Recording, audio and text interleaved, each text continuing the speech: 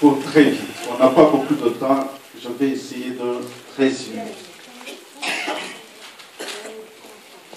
J'ai lu la parole du Seigneur, Luc 15, verset 11. 11 à 24. À 24.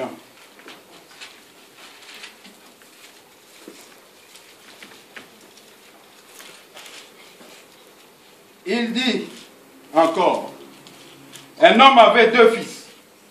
Le plus jeune dit à son père, mon père, donne-moi la part des biens qui doit me revenir. Et le père leur partagea son bien. Peu de jours après, le plus jeune fils, ayant tout ramassé, partit pour un pays éloigné, où il dissipa son bien en vivant dans la débauche. 14. Lorsqu'il eut tout dépensé, une grande famine survint dans ce pays, et il commença à se trouver dans le besoin. Il alla se mettre au service d'un des habitants du pays, qu'il envoya dans ses champs garder les pourceaux. Il aurait bien pu vouloir se rassasier des carouges que mangeaient les pourceaux, mais personne ne lui en donnait. 17. Étant rentré en lui-même, il dit, combien d'ouvriers chez moi, Père, ont du pain en abondance, et moi, ici je meurs de faim. Je me lèverai, j'irai vers mon Père, et je lui dirai, mon Père, j'ai péché contre le ciel et contre toi. Je ne suis plus digne d'être appelé ton fils. Traite-moi comme l'un de tes ouvriers. 20. Et il s'éleva, et il alla vers son père.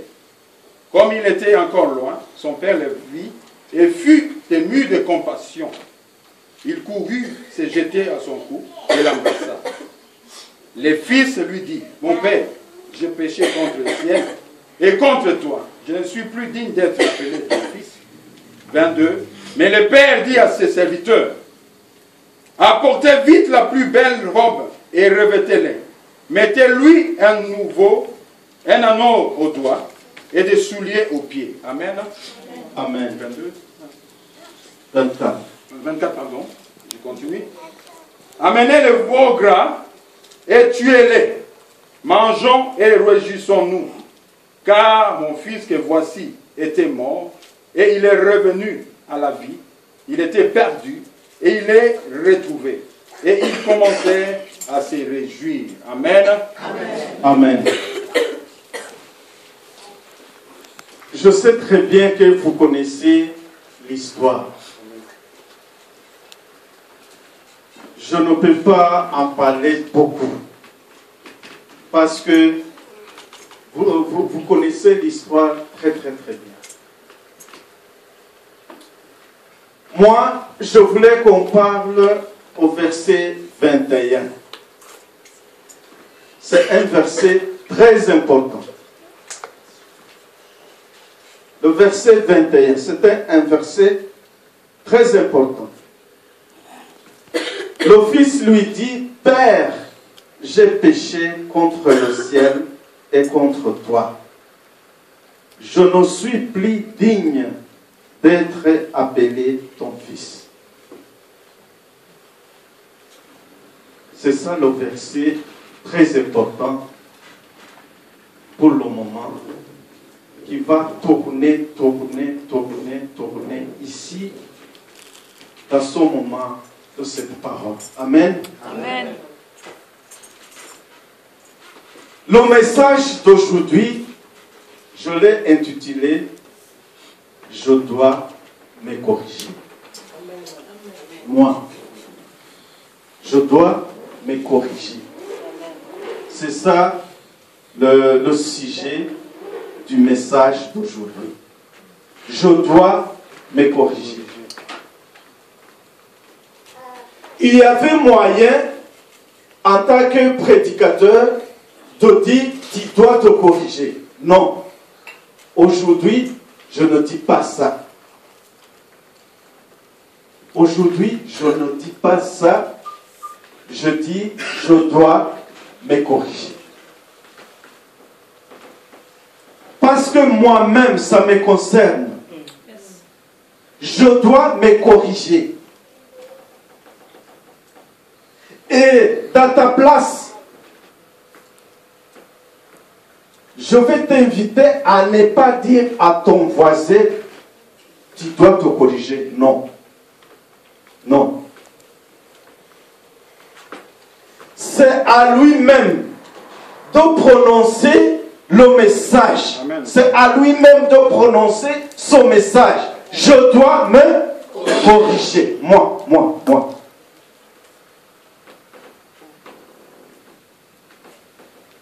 Je ne peux pas aujourd'hui oser vous dire que vous devriez vous corriger. Non, aujourd'hui non.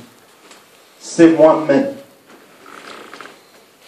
C'est moi-même. Je dois me corriger. Ici, dans la parole que nous venons de lire, le Fils a essayé de prendre sa part à lui. Et son père, qui l'aime beaucoup, il lui a donné.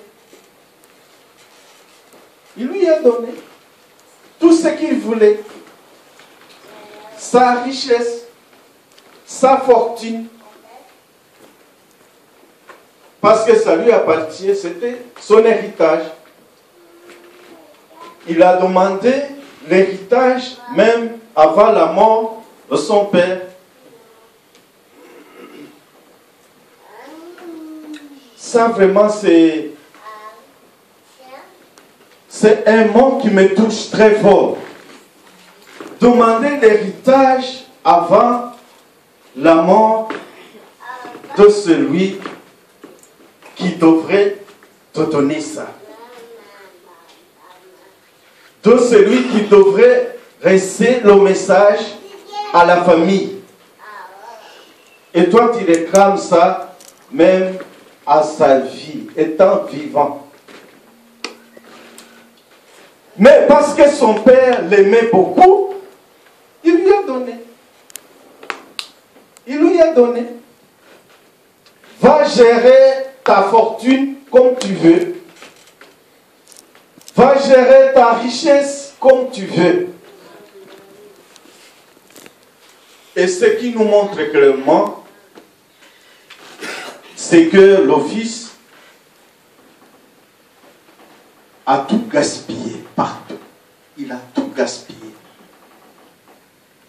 En quoi? En quoi? Dans les deux poches. Il a éparpillé toute sa fortune, toute sa richesse, ici et là, ici et là. Parce qu'il en voulait, il avait besoin toujours de la richesse. Toujours. Il chantait à lui que quoi? Que de la richesse, que de la fortune, c'est tout. C'était qui était à lui. Et son père, comme il l'aimait beaucoup, il lui a donné.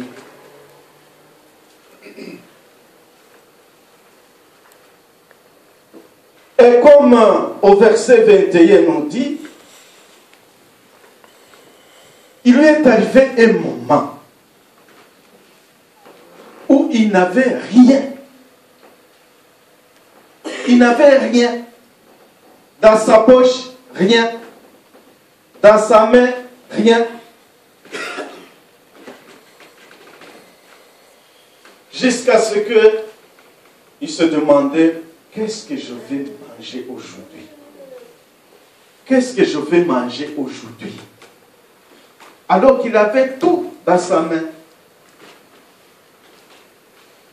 Il a oublié un élément très important, une action très importante pour lui. Ce que tu as aujourd'hui, tu dois bien prendre, comme on le dit, un bon père de famille. Amen. La richesse que tu as aujourd'hui, tu dois gérer ça en bon père de famille. Amen. Pour lui, ce n'était pas comme ça. Il a tout gaspillé.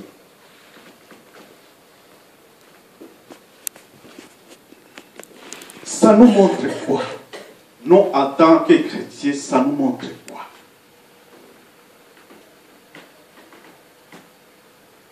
comme je l'ai dit, je dois me corriger. Amen.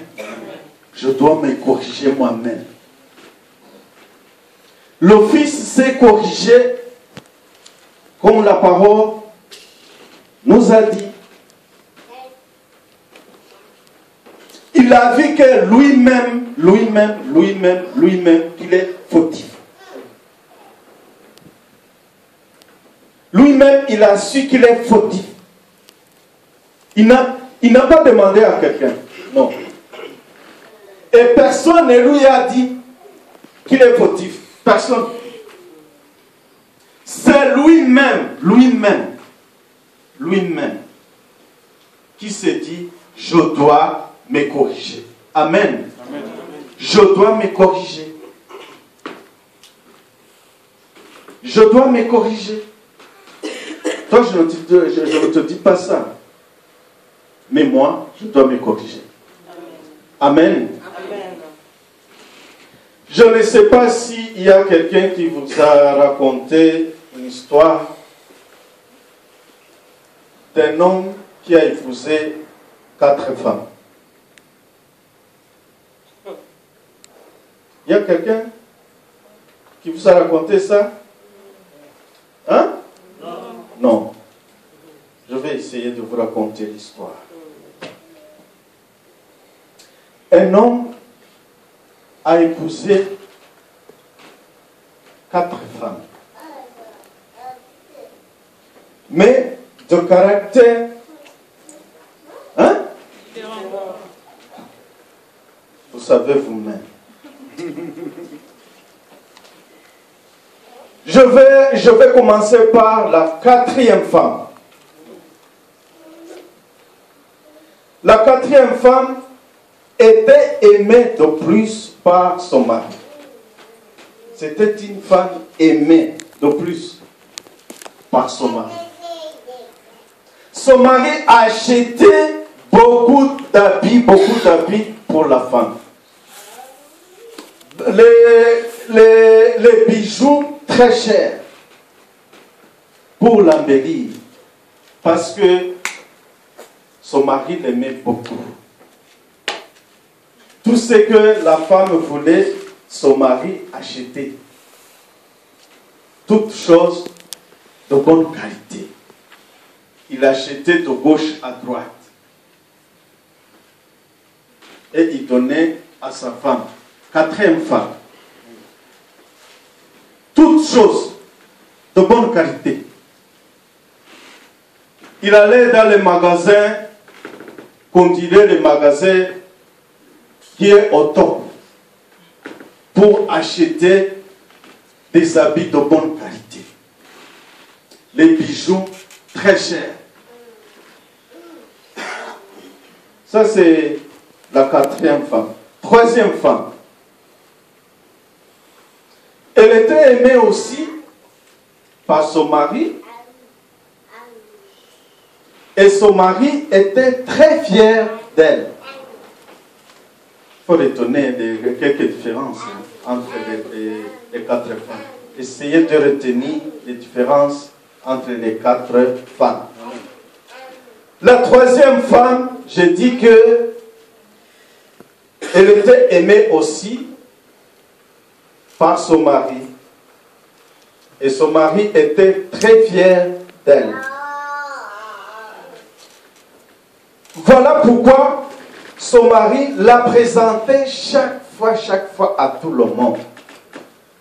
Quand ils allaient faire des courses,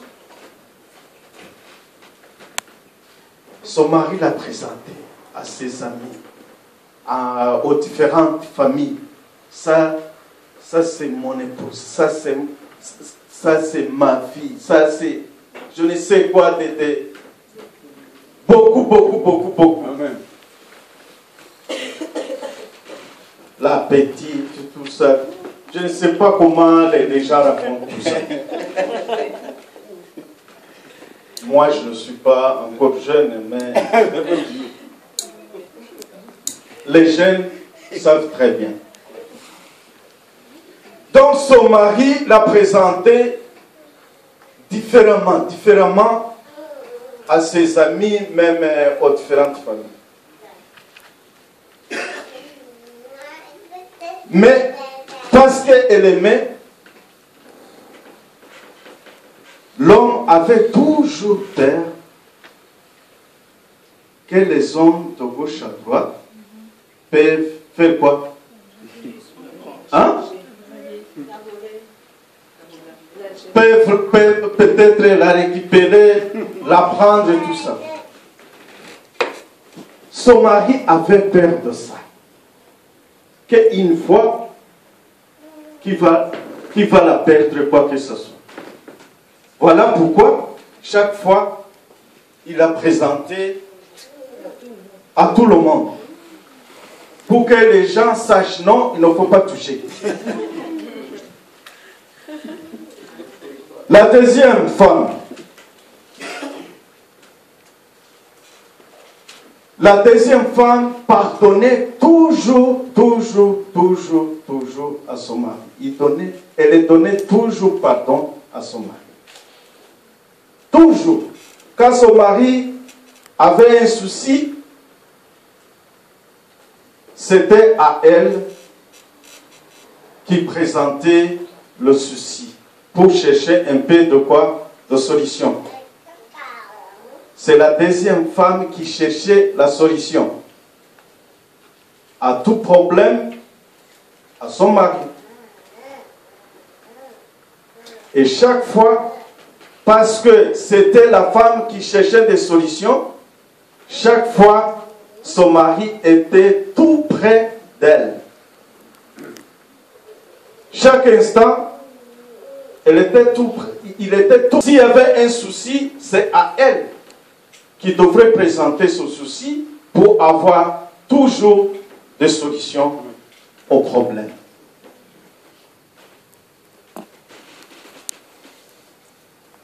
Vous écoutez, peut-être vous avez constaté les différentes catégories de toutes les femmes là que je viens de citer. La première, on arrive à la première. La première femme aidait toujours son mari à chercher la richesse. C'était la première femme. Toujours à chercher la richesse très importante. Ce n'est pas n'importe quelle richesse. C'était une richesse très importante. Ce n'est pas la richesse comme nous la voyons ici, de gauche à droite. Non. C'était la richesse très importante et une richesse à ne pas jeter, à ne pas oublier. Ce qui est malheureux, c'est quoi? Son mari ne l'aimait pas. Malgré ça, son mari ne l'aimait pas. Et c'était elle qui cherchait tous les moyens possibles pour que son mari ait la richesse. Et la richesse très importante. Mais malheureusement, son mari ne l'aimait pas.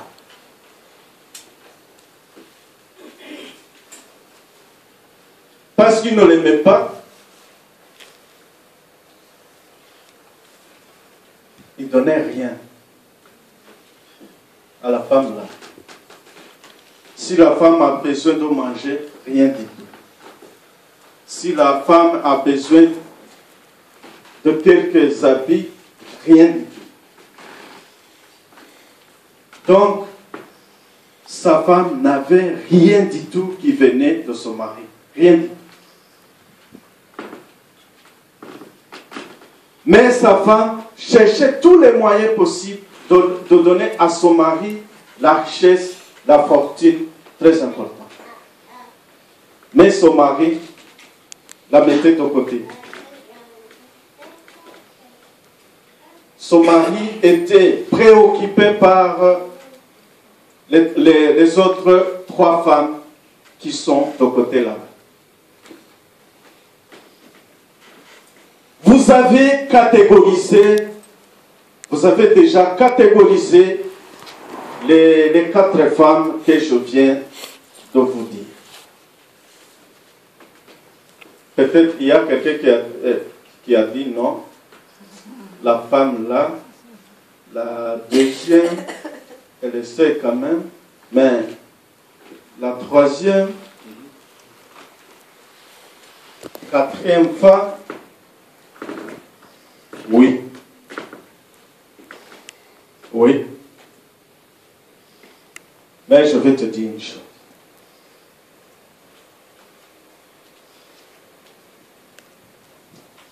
Il y a eu un moment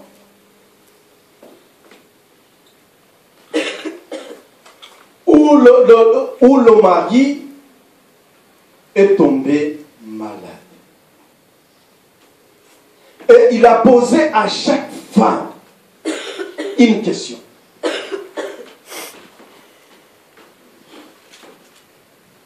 Je commence à la 4e femme. Tu sais très bien que je t'ai donné toutes choses très chères. Tu sais bien, je t'ai acheté des habits très chers, des bijoux très chers, de quoi et de quoi. On était toujours ensemble. On était toujours ensemble. Ce que tu m'as demandé, je t'ai donné. Et me voici, bientôt je vais mourir. Est-ce que aimerez-vous m'accompagner?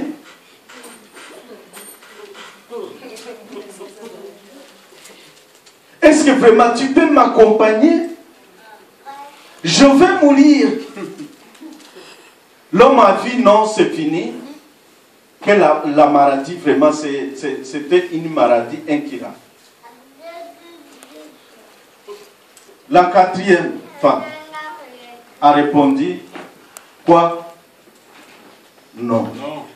Non, non, non. Je ne peux pas t'accompagner. Même si tu as acheté quoi et quoi et quoi et quoi, non, je ne peux pas t'accompagner. Malgré tout ce que tu as fait, je ne peux pas t'accompagner. Il a demandé à la 3e.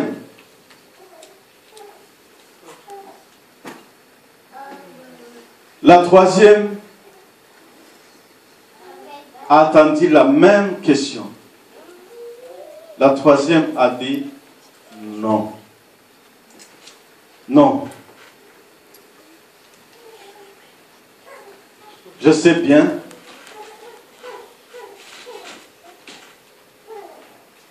Tu m'as donné la richesse, oui. Tu m'as aidé à chercher la richesse, oui.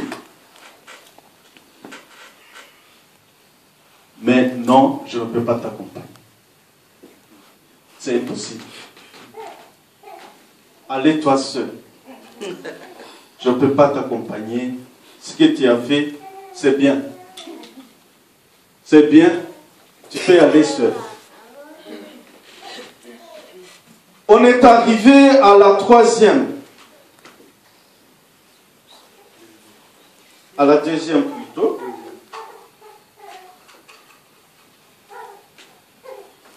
La 2e a reçu la même question.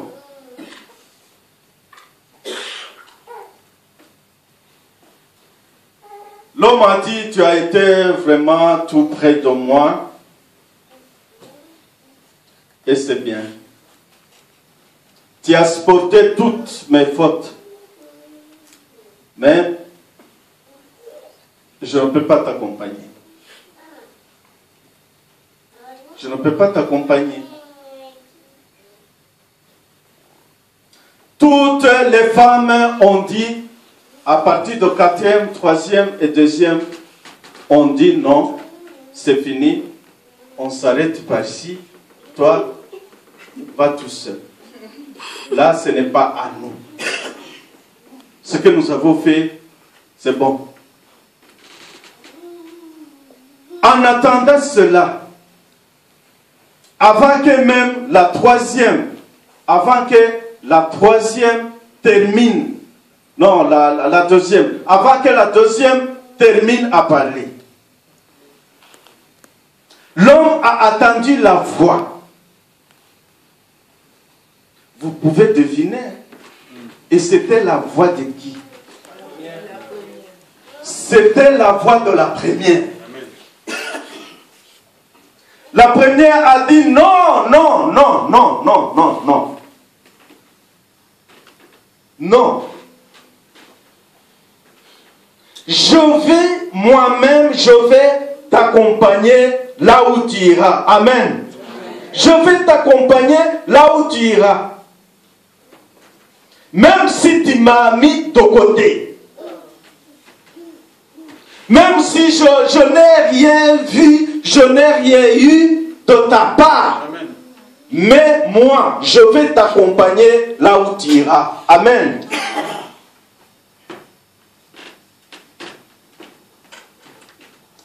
On va comparer les 4 femmes maintenant.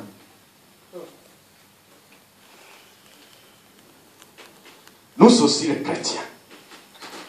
Toi qui es chrétien. Moi, chrétien. Nous avons 4 femmes.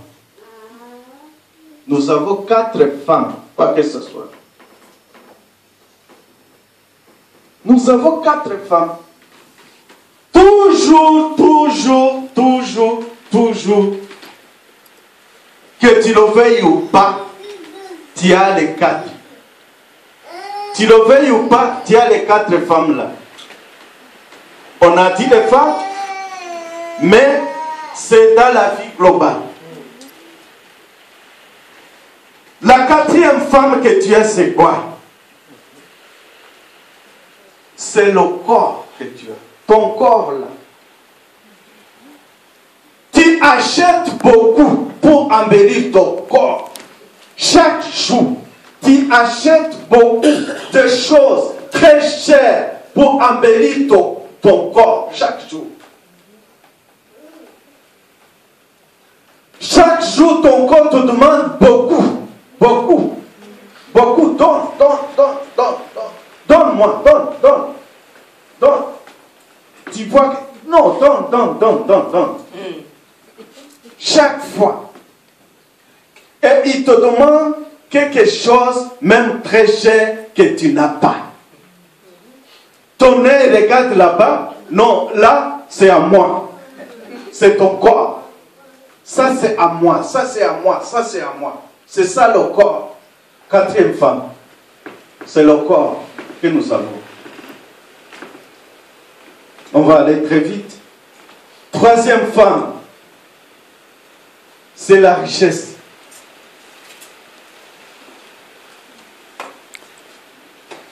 Toi, tu souffres beaucoup à chercher la richesse. Moi aussi, je souffre beaucoup pour chercher la richesse. Mais, quand je meurs,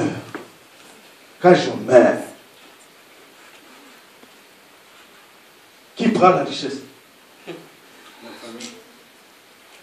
Qui prend la richesse? C'est les gens qui restent. La richesse ne peut pas t'accompagner. Ça va t'accompagner jusqu'où?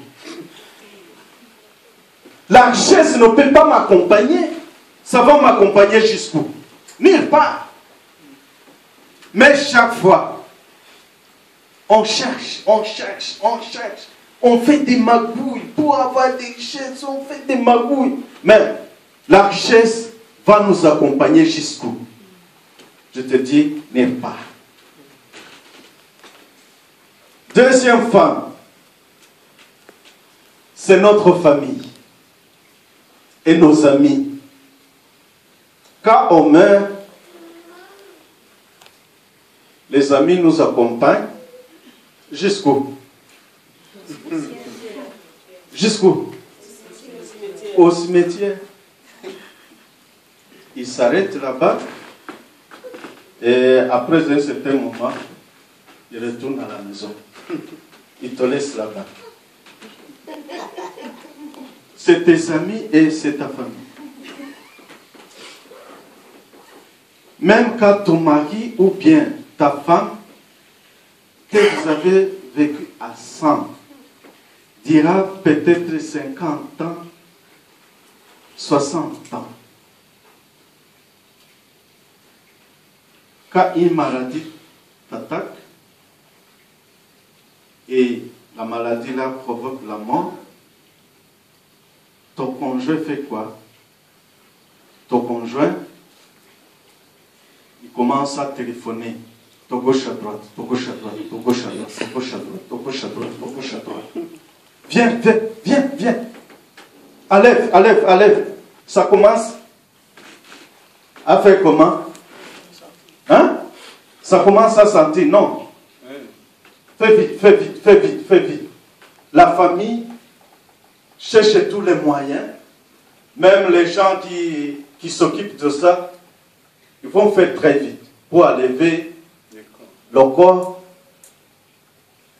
dans la maison ou là où vous habitez ou bien à l'hôpital. On ne peut pas laisser le corps exposé. Non. Vite, vite, vite, vite, vite. On le fait très, très, très vite. Pourquoi ça? Même si c'est ta famille, comme nous venons de le voir, ils vont t'accompagner jusqu'au cimetière.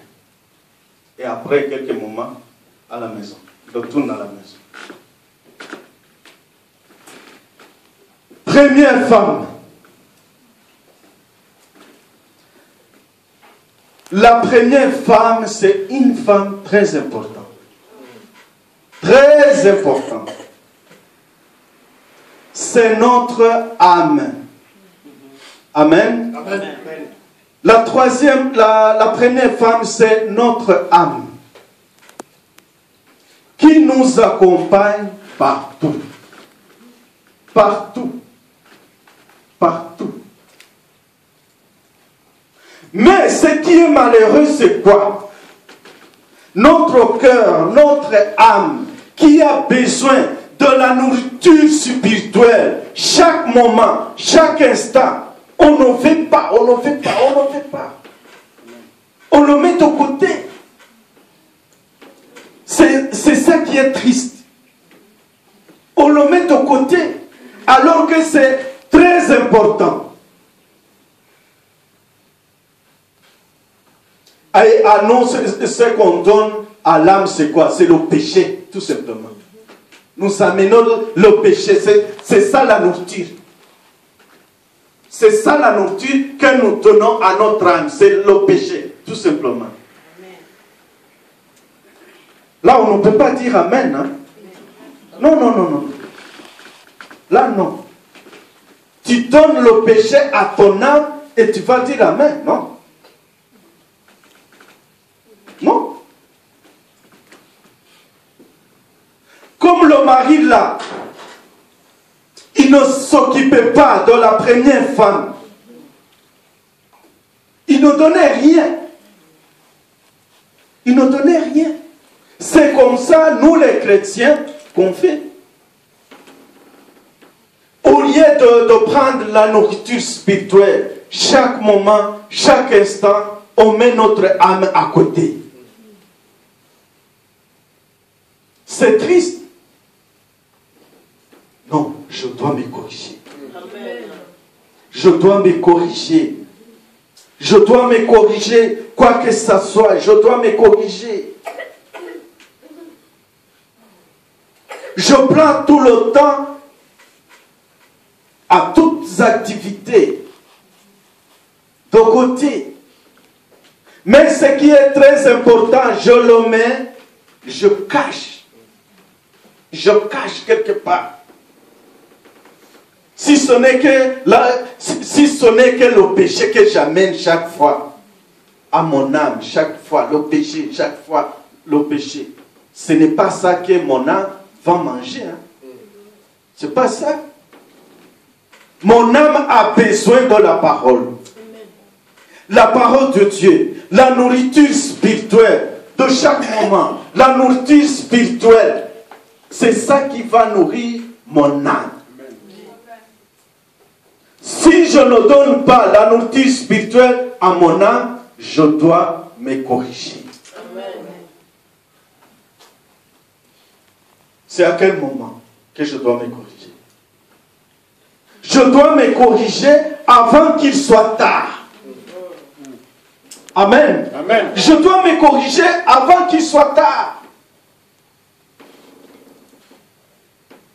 Si la mort t'attaque, c'est fini. Tu ne trouveras pas le moment de te corriger. Aujourd'hui, tu peux partir. Demain, tu peux partir. Donc, tu dois te corriger avant qu'il soit tard.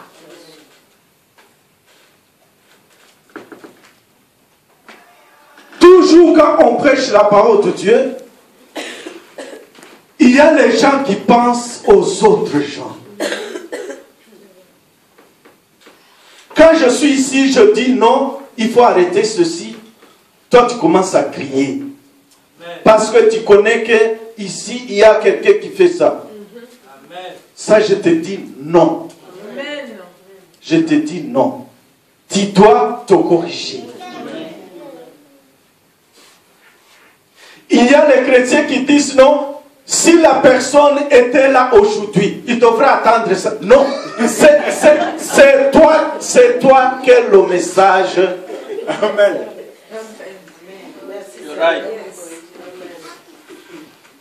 Tu dois te corriger. Non, je dois me corriger. Je dois me corriger. Parce qu'un jour, on ne peut pas te demander est-ce que la personne était là le jour. Non. C'est moi-même qui dois écouter le message et me situer là où je dois être. Ce n'est pas la personne là qui était absente. Non, c'est à moi. Je dois me corriger. Amen. Amen. Je dois me corriger jour au jour.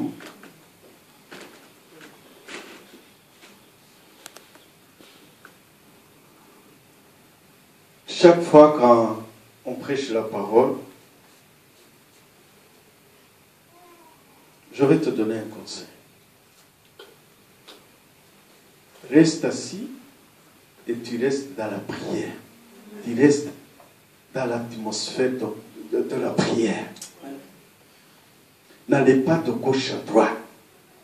Ne pense pas à une autre personne. Non. Pense à toi-même. Comme ça, tu vas recevoir le message qui te concerne. Parce que personne ne peut pas t'accompagner. Hein? Sauf ton âme là. Ton ami là, ton ami intime là, ne peut pas t'accompagner.